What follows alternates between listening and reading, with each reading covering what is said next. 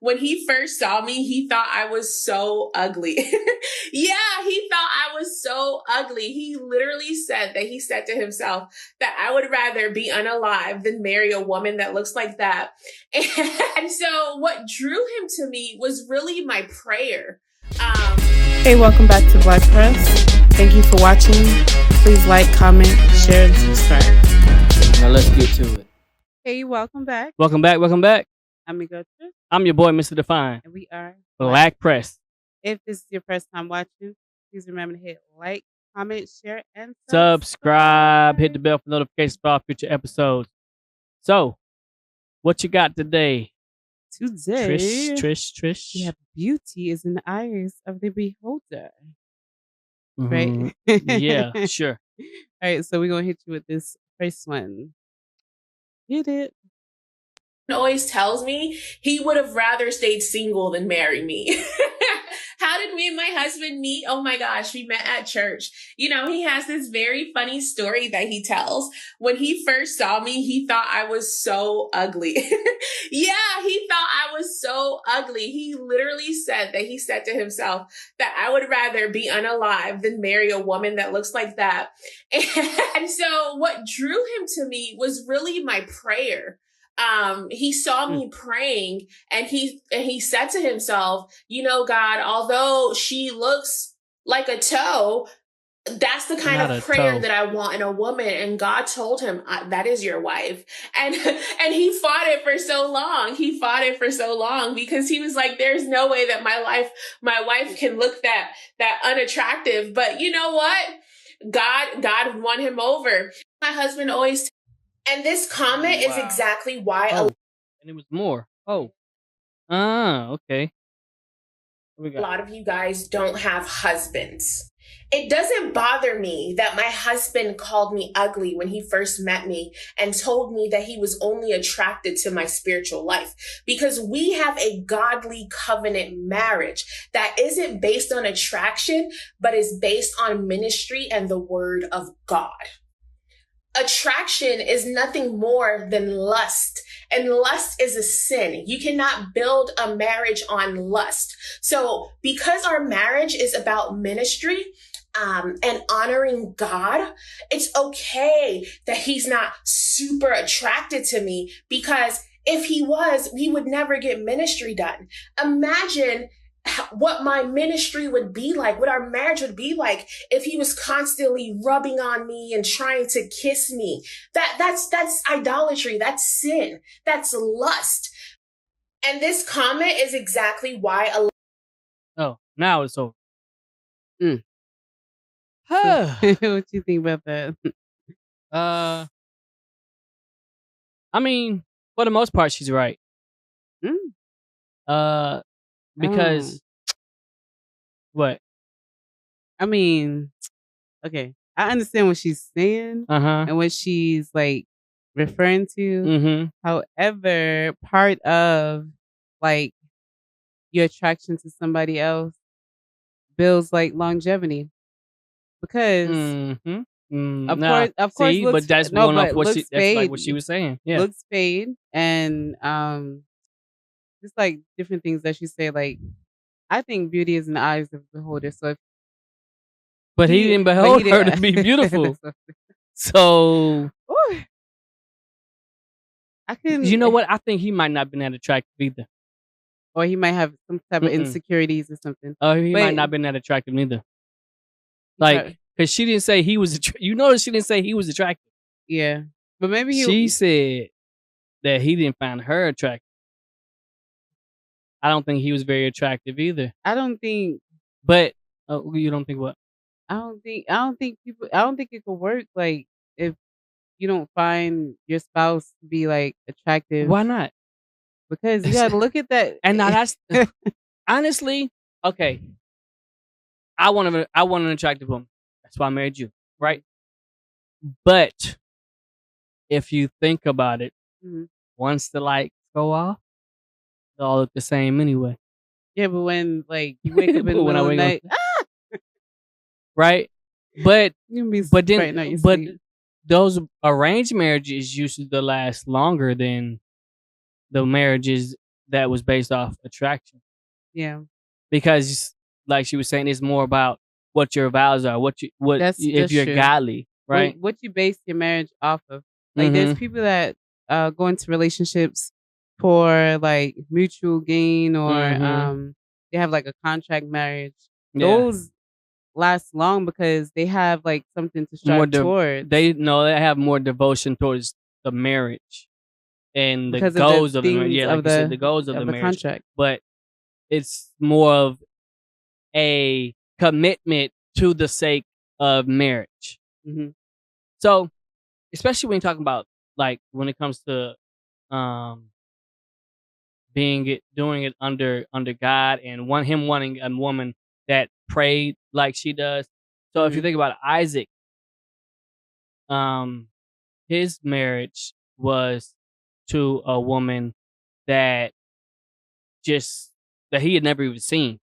Mhm. Like he sent his servant up north to go to the and went up north and said, whoever you ask for a drink of water and she draws it for you, Mhm. that's the one.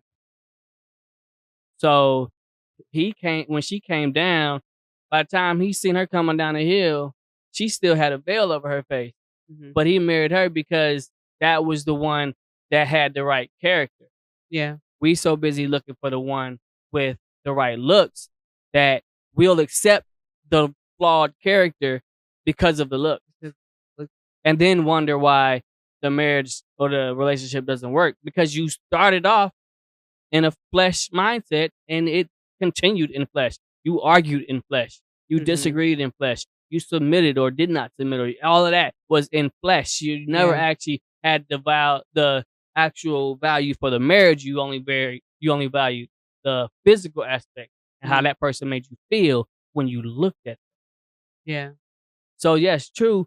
Beauty is the eye of the beholder, because if you got an ugly spirit, you still ugly to me. Yeah. That's why a lot of women that I found attractive physically Mhm. would not get, it would never work past that. Yeah. If we start off and your attitude is ugly, we ain't got nothing to talk about. Mhm. And that's why last one of our previous episodes, I was like, I said, I treat everybody the same. I don't Yeah. treat attractive people with any Pretty privilege. difference. Yeah, I Yeah. don't treat them with privilege because of the Mhm. fact that I treat you based off of your attitude. Yeah. If you have a nice attitude, actually, yeah, I'm gonna be nice. If you have a bad attitude, I'm still probably gonna be nice just because I'm gonna make you it's Yeah. kind of Kill 'em with manipulative. kindness. I kind of Yeah. do it manipulatively because most of the time, if I'm interacting with you, one of us, it's some kind of exchange. So Mhm. I'm trying to make sure I get the most out of this exchange. And even if you got an attitude, I'm gonna be so nice that you're gonna be like, well, I'm gonna help you in whatever way you need, Yeah. regardless. Mhm. So he probably wasn't attractive, but if he was, okay. Mhm. And then he was looking for one, he's looking for a woman Something in a particular. church that is praying. Remember that? You know all that talk about the Sierra prayer Yeah. is Yeah. like a lot of women, especially if she attractive, she ain't going in there praying. Most of the time, she ain't praying for, a better relationship with God. I think it depends on what that person goes through in life because when you go through certain things, Everything depends. when you go through certain things, it brings you to a different type of prayer life. Mm-hmm. So some people's prayer life is more stronger because of the things that they've been through. So they're able to like, Yeah, some people. yeah. I'm not, but I'm talking about what I think is going on in most, or in a majority, Mhm. or not even a majority, in a large portion. Yeah, well, in a large portion, that's what I believe. So I Yeah. believe that especially in a church setting, the person that has been through like the most tumultuous times, they're able to like pull out a prayer like real quick and know how to reference things and be able to pinpoint stuff. They know how to how to conduct themselves. I Right? disagree. But, I think the older, mhm, the ones that are that are older mhm, and that are in like the minister state, Yeah, but I don't think that most people, and since we're talking about women, I don't think there's a large majority of women that have been through a lot that are able to pull out the prayer instead of the lashing of the tongue. I think a lot of women that have been through a lot will be at church praying, and as soon as they get home or in an out of church setting, if you say the wrong thing or you cut the wrong eye, you finna get it. Mm-hmm. You gonna get these hands or you gonna get this tongue lashing. You know what I'm saying? Yeah. So that's what I'm saying. I don't think that we are actually developing ourselves in the church to be able to pray through stuff. We are just like, oh, you come at me out of pocket, you finna get the same heat. Yeah. And that's why she said the way her mindset is, she can pray through things and love him through his discontent for her look. So she could look beyond. Like, no, she can. She like I said, he said that her praying. No, but I'm saying she can look beyond like what he's put forth and what he's told her. Yeah. Because if he doesn't think that she's attractive or beautiful, Mm-hmm. then there's something there. It's like a almost like an offense, because if somebody tells you you don't look good or almost like you're not good enough, that's off-putting to me, at least. Mm-hmm. Some people not able to pray through that. Yeah, you know? but it also depends on him. I mean, he was not he didn't find her attractive, but he still found her prayer life attractive. Mm-hmm. So she was able to appreciate him enough to understand that he doesn't think she's physically attractive, but he still finds her attractive by her action. Mm-hmm. She put past just her own what would have been emotional anger or discontent or, frustration or insultedness. I don't know how do you say insultedness. What's another way to say that? I don't know. But she put that aside, appreciated him for who he was, and then loved him through it. Okay. That takes a lot. That's what I said. Like, that takes a lot of her own praying abilities and praying through the God. I know he don't find me attractive, but allow him to see this in me, and having enough humility to just be like, I got better qualities, other qualities that can overcome that.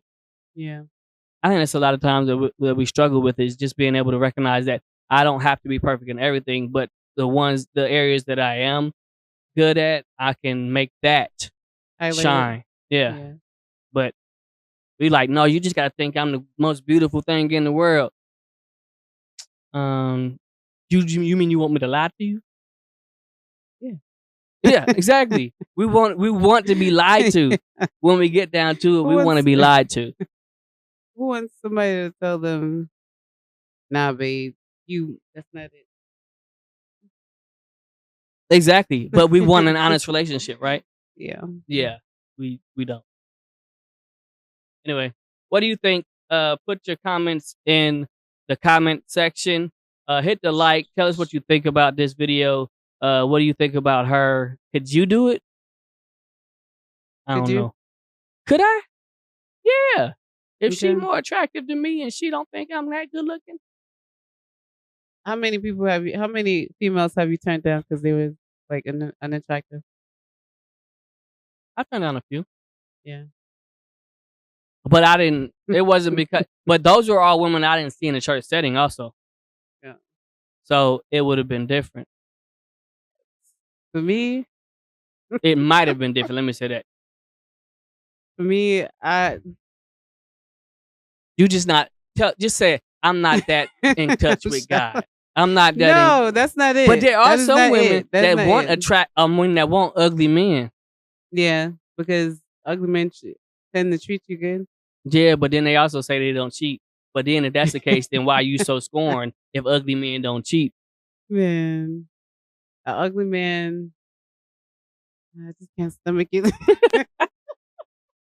Anyway, put it in the comments, hit the like button, share this with somebody, have the conversation. I'm your boy, Mr. Define. I'm Miguel Church, and we are Black Press.